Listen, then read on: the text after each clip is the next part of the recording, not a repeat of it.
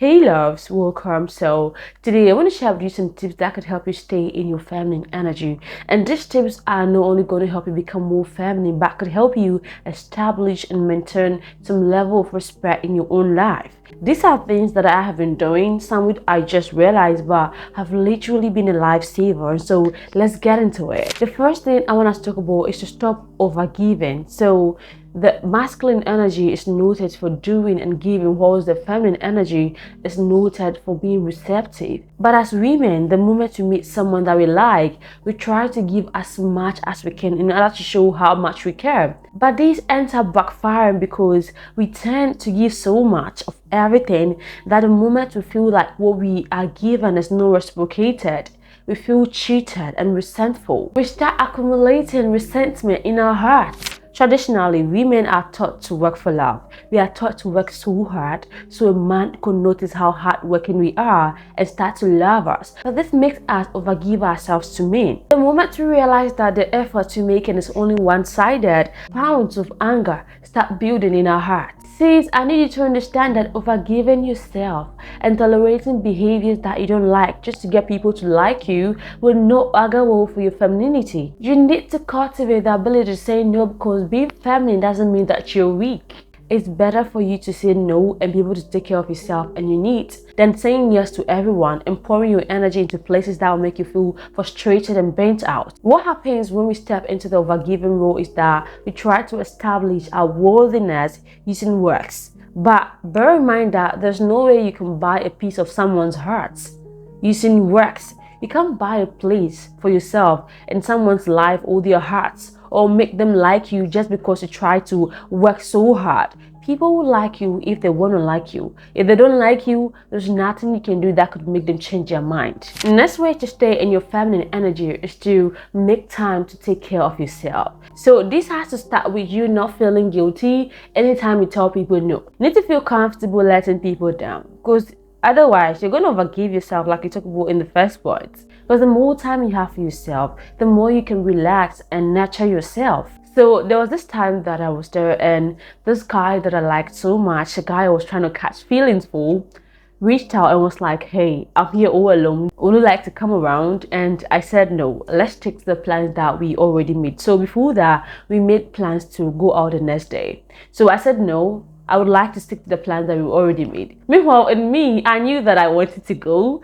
I missed him. Like, I just wanted to fly. I wish I could even vanish and be there that very moment. But I said no. And just saying no made me feel so proud of myself. Because that very moment, I was trying to prepare for the date that we had the next day. I wanted to do my nails that evening and do a little thing so I could prepare myself and look better. I said no because I wanted to make time to take care of myself.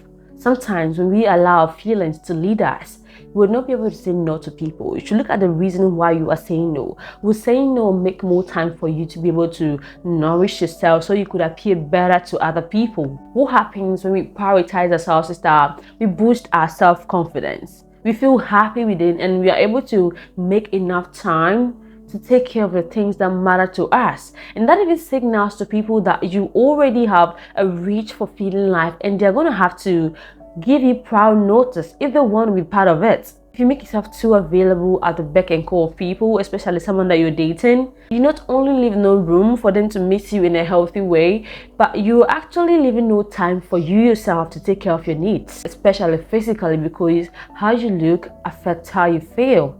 Your mental health is greatly influenced by your physical appearance. So the more open you are to boycotting the routines that make you feel in shape, so you could go with the flow, the more miserable you are going to feel. If you want to really feel feminine, you need to be able to know how to prioritize yourself, not in a selfish way, but in a way that makes you look happy and confident without feeling shabby. There are some things that should be non-negotiable to you, like your self-care, doing your nails, even if they are not polished, but cut short just like this. You need to spend a lot of time working on yourself spiritually, physically, mentally, because how much time you spend working on yourself inside is going to show others who you are when you go outside. And so take care of yourself and don't negotiate all those times with anybody. Do that and don't feel guilty about it. If you don't make time to take care of yourself, everything about you is going to be rushed.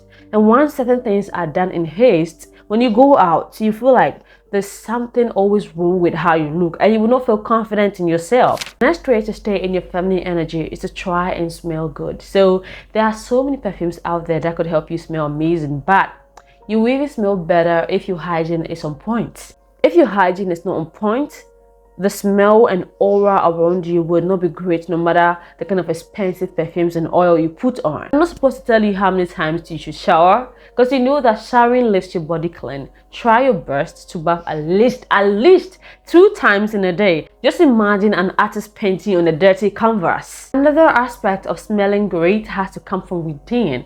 If your body doesn't feel healthy within, there's no way you're going to smell great outside. Having a clean body that feels good within is the foundation of smelling great. Studies have shown that people who eat a lot of junk food especially have problems with bad body odor because too much fat and sugar from these foods enter your bloodstream and it alters the makeup of your perspiration when it combines with bacteria on your skin. Last step is to learn how to control yourself, especially when it comes to communication. If you read this book called Personality Types by Richard Russell, it's going to help you understand why people behave the way they do, and so that way you don't take anything people do personally. Although we all have a predominant temperament, we have shadow personalities that change throughout the day depending on the things that we face.